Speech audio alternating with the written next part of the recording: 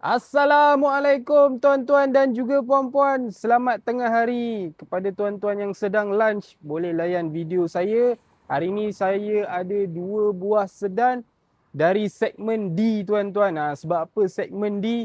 Yang ini adalah Toyota Camry ACV 50 tuan-tuan. Okey, model yang sangat panjang dan besar tuan-tuan untuk sedan. Okey, yang pertama ni tuan-tuan, saya ada Camry 2.0 G-Spec 2012. Yang ini datang dengan full warna hitam tuan-tuan. Condition memang cantik. Nampak tuan-tuan, lampu dia clear tuan-tuan. Bukan lampu kotor-kotor kusam-kusam kita tak bagi tuan-tuan. Bunga tayar pula tuan-tuan tengok sendiri. Nilai sendiri tuan-tuan. Tebal lagi.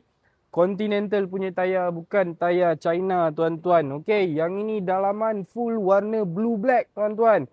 Tengok dekat sikit, dia blue black bukan black, okey. Yang ini dah siap datang dengan Android player, ada reverse camera, and then gear knob pun dah pakai crystal punya gear knob tuan-tuan. Mileage pula baru 167,000 sahaja. Condition kereta memang terjaga dengan baik. Aircon sejuk beku.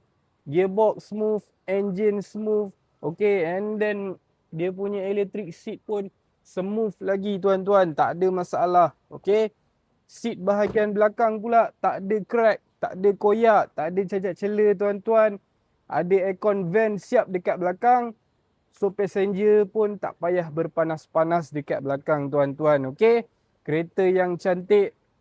Bunga tayar pun cantik tuan-tuan. Suspension Camry ni saya tak payah cakap lagi tuan-tuan. Memang sedap untuk cruising atas highway. Tuan-tuan bagi dekat saya kereta ni hanya 38,800 saja tuan-tuan.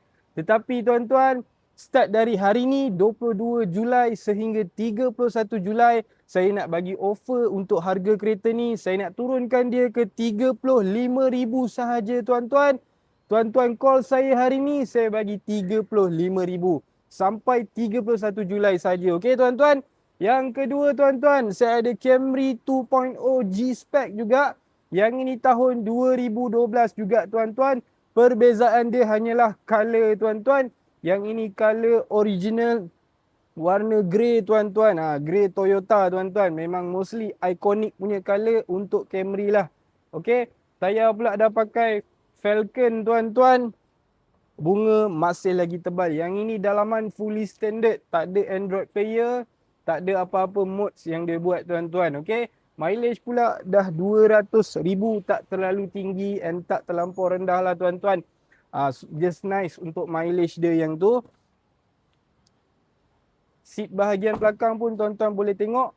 Tak ada cacat cela. Tak ada koyak. Tak ada crack. Aircon vent pun dah ada dekat bahagian belakang. Still kemas lagi interior. Tak ada apa-apa yang tuan-tuan nak kena buat lah untuk kereta ni. Beli terus boleh pakai tuan-tuan. Tak ada masalah. Yang penting tuan-tuan datang buat checking test drive sendiri kalau tak percaya. Yang ni tuan-tuan bagi dekat saya 36,800 sahaja. Harga kedua yang saya sebut ni, dua-dua siap tukar nama dan juga puspakom. Tak ada processing fee, bukan harga muka 35. Tuan-tuan datang dekat saya terus boleh bawa balik, tak ada masalah. Tuan-tuan yang penting call saya dulu, datang tengok kereta, test drive sama-sama. Tak puas hati boleh bawa kereta ni ke bengkel yang terdekat dengan showroom saya, tak ada masalah. Okey, tuan-tuan yang mana sedang mencari Camry ACV 50 ni, boleh contact saya Rashdan. Assalamualaikum.